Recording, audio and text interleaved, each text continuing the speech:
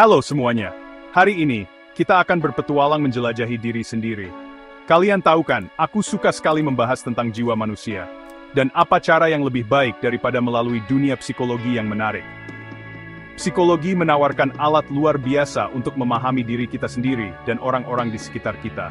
Ini seperti cermin yang memantulkan pikiran, perasaan, dan perilaku kita. Dengan memahami berbagai teori psikologi, kita dapat membuka potensi tersembunyi dan menjalani hidup yang lebih memuaskan. Bayangkan, kesadaran diri yang lebih baik, hubungan yang lebih kuat, dan pemahaman yang lebih dalam tentang dunia di sekitar kita. Itulah kekuatan psikologi. Jadi, ayo kita mulai. Mari kita jelajahi beberapa teori kunci yang dapat menerangi perjalanan kita. Siap? Ayo mulai. Pertama, kita punya psikoanalisis. Sigmund Freud, bapak psikoanalisis, menyelami misteri alam bawah sadar. Nah, alam bawah sadar itu seperti bagian tersembunyi dari gunung es di bawah permukaan. Di dalamnya tersimpan keinginan, ketakutan, dan ingatan kita yang terdalam. Freud percaya kekuatan tersembunyi ini sangat memengaruhi pikiran, perasaan, dan perilaku kita. Bahkan jika kita tidak menyadarinya, dia membandingkan pikiran dengan gunung es. Ujung yang di atas air adalah pikiran sadar kita. Tetapi di bawah, bagian yang jauh lebih besar adalah alam bawah sadar kita. Pikirkan tentang mimpi misalnya. Mimpi menawarkan sekilas gambaran tentang alam bawah sadar kita. Dengan menganalisis mimpi kita dapat mengungkap keinginan tersembunyi atau konflik yang belum terselesaikan. Ini seperti menguraikan pesan rahasia dari alam bawah sadar kita. Psikoanalisis bisa menjadi alat yang ampuh untuk memahami diri kita yang terdalam. Ini dapat membantu kita mengatasi trauma masa lalu, mengatasi pola negatif, dan pada akhirnya menjalani hidup yang lebih otentik. Selanjutnya, mari kita jelajahi psikologi humanistik.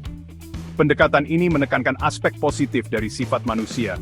Pikirkan tentang pertumbuhan, potensi, dan aktualisasi diri.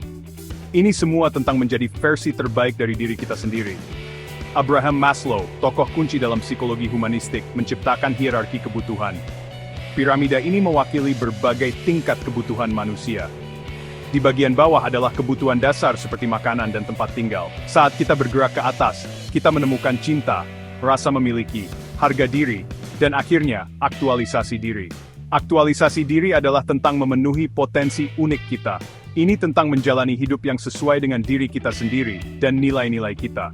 Psikologi humanistik mendorong kita untuk merangkul individualitas kita, merayakan kekuatan kita, dan berusaha untuk pertumbuhan pribadi. Ia diair pensengkat terindah bahwa kita mampu bertanggung the talents. Bagian 4, dampak lingkungan kita, behaviorisme. Sekarang, mari kita bicara tentang behaviorisme. Aliran pemikiran ini berfokus pada bagaimana lingkungan kita membentuk perilaku kita. Anggap saja seperti ini, kita belajar melalui sistem penghargaan dan hukuman. Ingat anjing Pavlov? Mereka belajar menghubungkan bel dengan makanan, dan akhirnya, mereka akan mengeluarkan air liur hanya dengan suara bel. Inilah pengondisian klasik dalam tindakan. Tapi ini bukan hanya tentang bel dan anjing. Behaviorism berlaku untuk kehidupan kita sehari-hari. Pikirkan tentang bagaimana kita belajar mengemudi mobil misalnya. Melalui latihan dan umpan balik, kita mengembangkan keterampilan dan kebiasaan baru. Behaviorism menyoroti pengaruh kuat dari lingkungan kita. Dengan memahami prinsip-prinsip ini, kita dapat membuat perubahan positif dalam hidup kita. Kita dapat menciptakan lingkungan yang mendukung tujuan kita dan mendorong kebiasaan sehat. Bagian 5, dunia melalui lensa kita, psikologi kognitif. Mari kita beralih ke psikologi kognitif. Pendekatan ini berfokus pada kekuatan pikiran kita.